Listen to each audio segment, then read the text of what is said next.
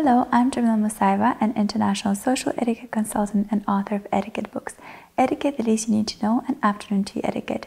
My books are only available in English language in hardcover copy. There are no PDF versions available. If you would like to order a signed copy of my book or just a copy, make sure to check out my website www.jamilamusaiva.com. You can order my books directly through my website.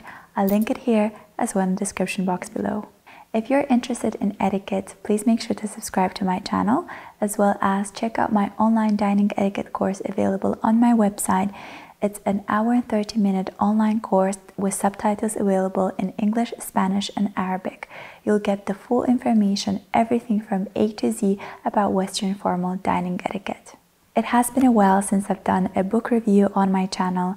I am an avid book reader, and if you have been with me for quite a while, you probably know that I usually read 1 or 2 books per month. I love reading books. It's my way of meditating. It's my way of sort of, in a way, creating a getaway from a real world. And I usually try to do a review of my book on my etiquette book club that's also available for subscription based. I do share my notes from the books that I read, and the way I share my notes they are personalized to me. These are my takeaway lessons from the book. This is in no way a summary of the book. So it has been a while since I've shared a video about my favorite book, and this is the book that has been on my top 10 book list for a really long time. It's called 5 Languages of Love. It's by Gary Chapman. This book has incredibly transformed my understanding of love. It has really changed my worldview of a lot of things, and it's probably one of the books that I recommend you buy and read yourself. The summary that I'm doing right now in this video is going to give you an idea of what this book is about, but having this copy in your library, I assure you, will help you a lot in life, because most of our problems come from lack of love or from lack of understanding what love is. So this book is a must read. Though we all know that love is a universal language, the way we speak it or the way we show it is not universal. It's not the same. And in this book, Gary explains that every single human being has a primary language of love in which they express their love, through which they express their love. It's like your native language in which you think, you understand, and perceive the world. And there are other ways in which that's not our primary way of showing love, but we still do accept it and do show these gestures as well. I'll talk a little bit more details, but the most important thing I think taken away from this book was understanding that no single human speaks exactly the same love language as their primary language, and no love is ever the same. But in no ways it's less or more. So even our love language, let's say to our children, may be very different from our love to our parents. And the love is love, but it's shown in different ways. And in no way is our love, let's say to our kids, less or more than that to our parents. Understanding this has really changed my world perception and acceptance of love from other people, as well as my way of showing my love to other people. And I think it's an essential way of starting to accept love and loving other people and allowing other people to love you. Another important lesson that I took away from this book, apart from understanding what different love languages are and how people show them, is understanding that love is a tank, and in order for the love to keep on going, it has to be fueled. So it's not like you've once loved the person, you're going to love them forever for the rest of your life. Love tends to fade, it tends to go down and go up. So in order to keep it burning, in order to keep the love tank fueled at all times, full, complete at its capacity, we have to fuel it with gestures. And the way we can fuel it is by understanding what is the primary love language of the person we want to fuel the love tank for. And the key is first understanding what their primary love language is, and then doing that in order to ensure that their love tank is fueled by us. So as you already know, since the book is called 5 Languages, it's a rather small book actually, and a very easy read. You can easily complete it in an hour or 2 depending on how fast you read. And it's very basic actually, but it's so simple that it's so eye-opening at the same time. It's like you kind of understood that this exists, but you were never able to systematize it the way Gary Chapman did it. And he identifies 5 languages of love. Number 1, words of affirmation, quality time, receiving gifts, acts of service, and physical touch. I have listed them in the order that he's listing in the book, but it doesn't mean that there's just that one is more important than the other. It's not in a ranking order, but just generally a systematization of the way people express their love. So for some people, words of affirmation is the most important way of either showing love or receiving love. Also interestingly, the way we show our love, so whatever is our primary language of love, it's the way that we express our love and expect other people to show their love in the same primary language of love that we have. So for example, if I'm the person that really needs to hear good compliments and good words and praise, I tend to give it myself out to other people. In that way, I show my love to other people. And that's the kind of a love I expect other people to give me. So words of affirmation is saying anything that is complimenting the person, that's praising the person, that's supporting the person. Some people really need that in order to feel loved. Interestingly, he brings a quote by Solomon, who once said, "The tongue has the power of life and death." So with your tongue, with your words, you can either encourage someone and give them life and make them feel alive, or you can really destroy them and make them feel worthless. So your words have an immense power over people in general, but for some people it's especially important. There's another quote by Mark Twain that he said, "I can live on a good compliment for 2 months." Some people really don't need much. All they need is just to hear good words from you. And understanding what kind of a person is in front of you, what is their primary language, and if their primary language is word of affirmation, make sure to give a lot of them for them. In that way, they'll feel loved by you and they'll feel understood by you. So words of affirmation is one of the primary languages of love. The second love language, or another love language, is quality time. For some people, it's essential that their partner spends a lot of good time with them. So it's not really about what they're saying, but it's just being present, being around them is what is important for them. So doing a shared activity together. So going shopping together, walking a dog together, going to movie theaters together, or just sitting on a couch together and just talking about something. For some people, it's essential that their partner spends time with them. And for this, the way that you can show your love through quality time, if that is essential for your partner, is making sure you do at least 1 or 2 activities together throughout the day. Maybe watch a movie together, maybe you have lunch together, something that will show them that you're present and you want to spend time with them. It's interesting that quality time could be sometimes confused with words of affirmation, because in a quality time, all we really need to have the person next to us and just to hear us out. We don't really need an action plan. We don't really need them to tell us anything to do or tell us what they feel about it. All we need for them is just be there, be present, have an eye contact with us, be there in presence, in body, listening to us, hearing us out. That is what quality time means. And for those of you that quality time is essential, you have to express this to your partner. Let them know that spending time together is the most important thing for you in showing love. And usually, if your partner wants you to spend time with them, if they're always complaining about not dedicating enough time to them, that means their primary language of love is quality time, and you need to give them that time. So quality time, unlike words of affirmation, focuses on what we are hearing, not saying. So for example, if your partner came to you and is telling about something, and if their primary language is quality time, they just want you to hear them out. You don't have to say anything. All they need is sympathy, not an action plan. Versus if for some people it's word of affirmation, they want to hear from you those words that you can do it, I believe in you, you're right, you're correct, you have to go for it. So that's the main difference between those that need quality time as their primary language of love versus those that think that their primary language of love is words of affirmation. So be attuned and careful to what your partner is seeking and make sure that you can give it to show how much you love them.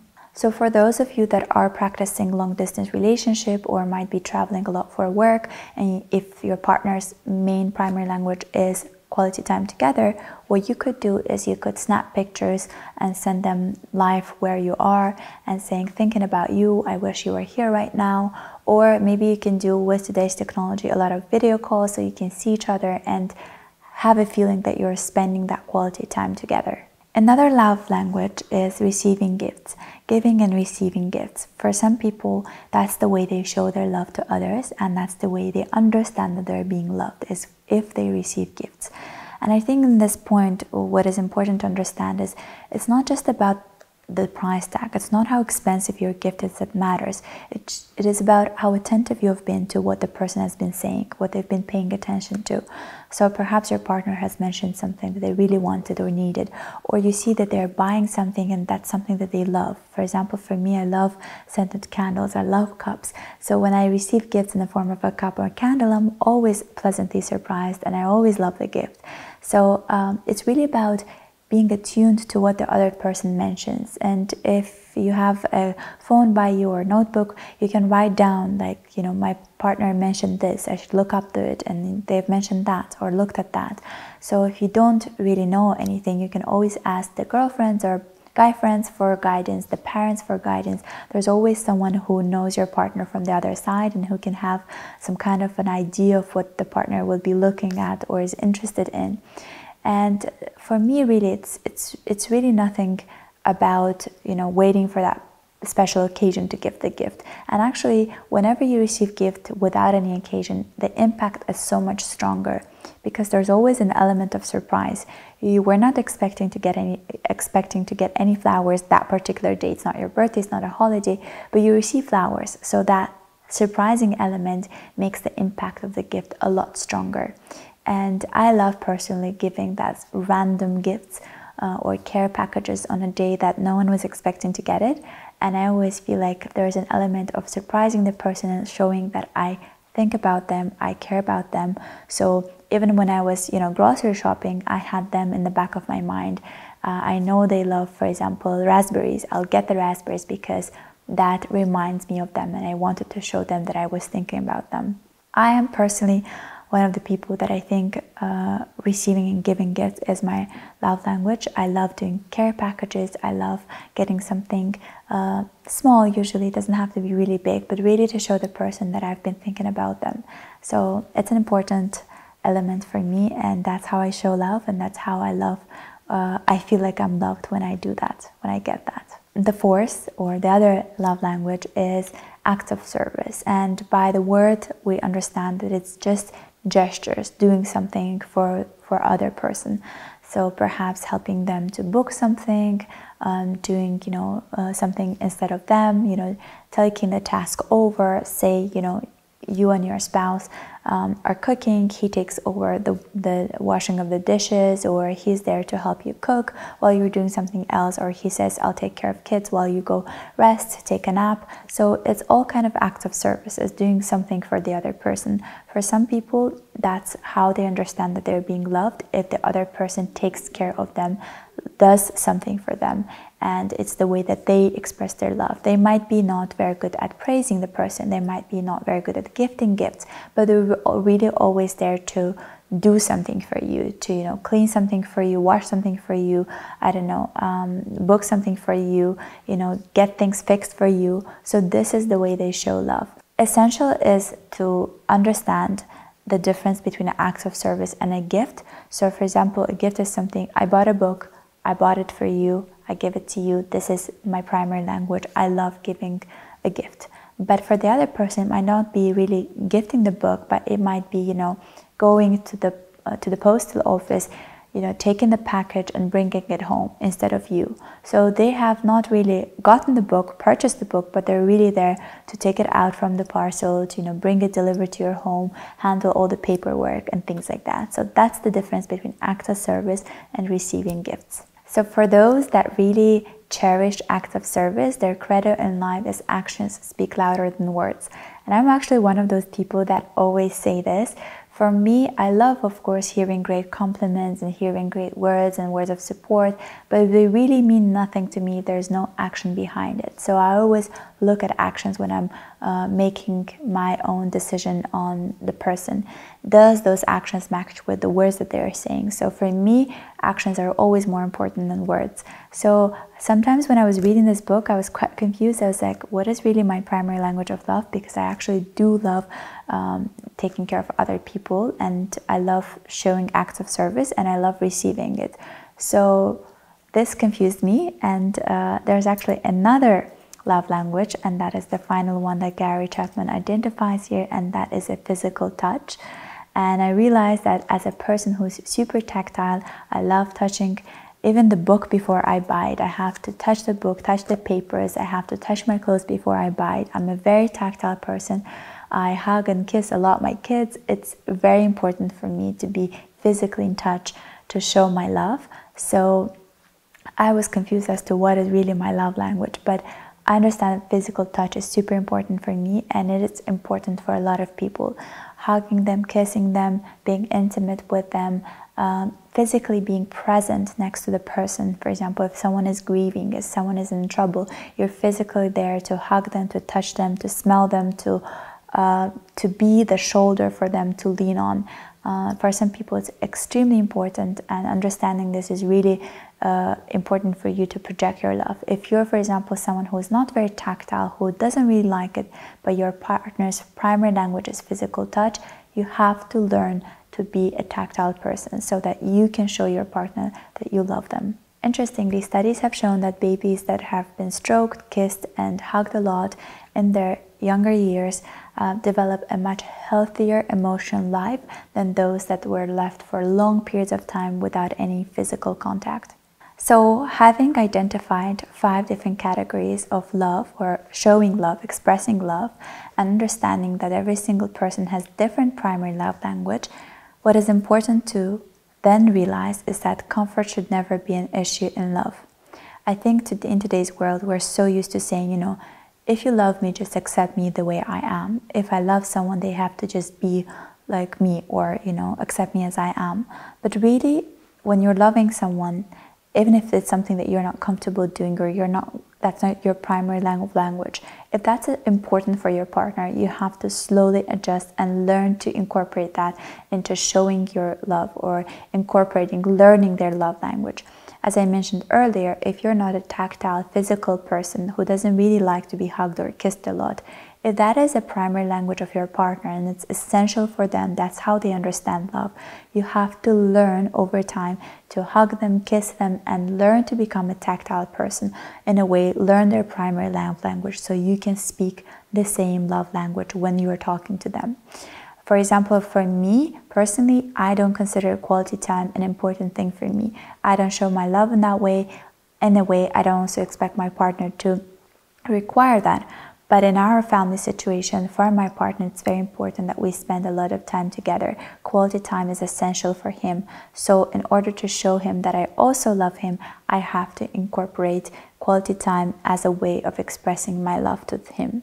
So it's essential that you learn to love the other person the way that they show their primary love language. And in return, they have to do that too. So that person has to incorporate physical touch, and I have to learn to do quality time.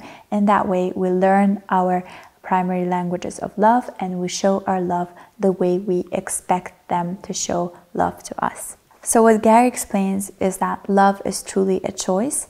It's a choice that we do on a daily basis to show our love or not to show our love. And it's interesting that he mentions a lot about divorce, and how divorce is really something that happens first in our minds before we actually get to the physical paperwork. So the way we detach from a person first happens in our mind, and only years later can really actually play out in real life.